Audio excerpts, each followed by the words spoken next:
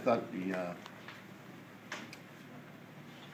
what I thought was the first half of the game, a period and a half, we looked like Friday night all over again. I thought the only guy that was playing really well was Kieran Milan.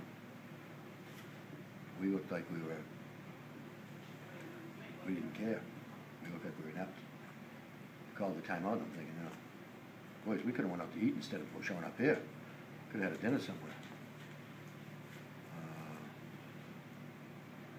But once you get the second goal, it was like all of a sudden we really thought we had a chance. Noonan sneaking down the back door where he's gotten a whole bunch of his goals. That's got to put him up there pretty high as far as highest goal scorer in defenseman history at BU, getting to 15. And I thought after that, I thought we started to compete, and then we really competed hard. And once we made it 4-4, then I thought New Hampshire had blown a 4-1 lead, it looked like. And then they played really hard again. I thought they played great in the third period, as I thought we did too. But I thought once we got the fourth goal, I thought, no, this will be easy. We should be able to roll them now. And no such luck. They still generated 13 shots. We got 15 on the goal. They generated 13. The change in the lines really helped us. I thought it gave us a new look. And obviously Megan gets the tire and then figures it in the winner. That line played extremely well, but I really thought that Evan Rodriguez in general, in particular, but that whole here Gil's line with Nieto and Rodriguez really played well also. And the thing that really gave us a spot was in the second period, I thought, was Holman's line, especially Courtnall. A couple of big hits involved in the goal that Noonan got the second goal on. Pretty nice stuff. Does Noonan get 16 goals? Yeah, okay. Yeah. Hard way to have New Hampshire end their season. I told Vicky if they played like that, if they had that goaltender for sure, the first half, they would have been vying for home ice or in the run for the first place the way they played. I saw them play down the stretch and they played extremely well. I knew this was going to be a real tough draw for us. I also know that our guys would get ready for them, I thought, because they're UNH. We've had such great rivalries. Hats off to that club and how hard they played coming to our building and playing us like that. I think we fooled them. We were so bad Friday night and they were so good Friday night that they had a hard time realizing that we could actually play well again. But certainly our guys didn't think that. And nice to see Kieran Milan get the #1 star again.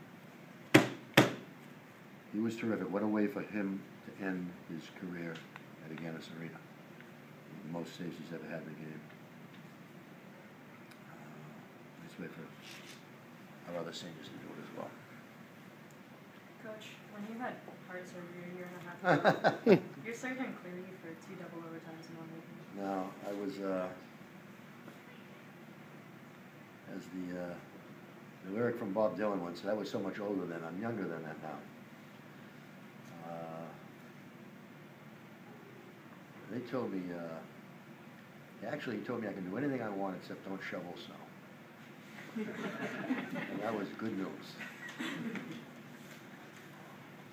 Jack, can you elaborate a little bit on what you said during the timeout? I mean, the PG version.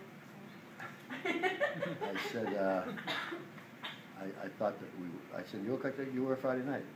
You gotta sooner or later stop and start this game all over again. Because you look exactly like you were playing Friday night. You look like you're lost, you look like you're inept, you don't know where you're going. Let's get going here, boys. And I don't think they did right away because they still got a lot of shots in that second period. They come back and played well after that. And like I say, it was the Conley line. It was Justin Courtnall doing what he's going to do for us. It was senior Kieran Milan standing on his head protecting us. I was really proud of this team after all the stuff they've been through, all the stuff that's the guys that have disappeared from this lineup, the people that have stepped up, the focus that they've had, and the senior leadership that they've gotten. It makes me feel real good about what's going on in that dressing room. They really deserved to get to the Garden. They certainly deserved to get to the national tournament. And I think this one gets us. How it gets us to the Garden, it probably gets us to the national tournament. We still are alive to have a chance to win the Hockey East Championship, and that's pretty nice. Coach, when you talk about the play of sophomore class in general, it seems like almost all those guys in the lineup become top-tier players. Well, we recruited them to be that, you know, certainly. The same guys I talked about last night, or Friday night, when 13 and 5, 28, 17. They're pretty important to us. We've also, you know, everybody's played. All classes have played pretty well. I thought the few freshmen that are on the lineup for us played pretty well tonight too. Especially Privatera, who had a real tough night on Friday night. He came back and played really well the last 2 nights. But the sophomore classes, you know, they're keys to our. They're the big class skill-wise. An awful lot of good players in that class. UNH had any number of chances to win it in the first overtime and early in the second overtime. You know it's your birthday. Were you getting older quickly in the overtime watching some of those close calls? Yeah, they had a bunch of close calls, but the glove saves looked hard, you know, looked like they were better chances. The ones around the net that could have got jammed in, that's the ones I was a little worried about. I think at the start of the first overtime and the second overtime, they shot one right behind the goalie and went out the other side. I forget what overtime it was, but it was pretty early on in the period. We had really good chances too. But Megan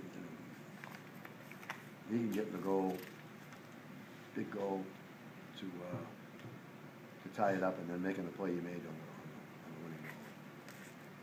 He's had a great year.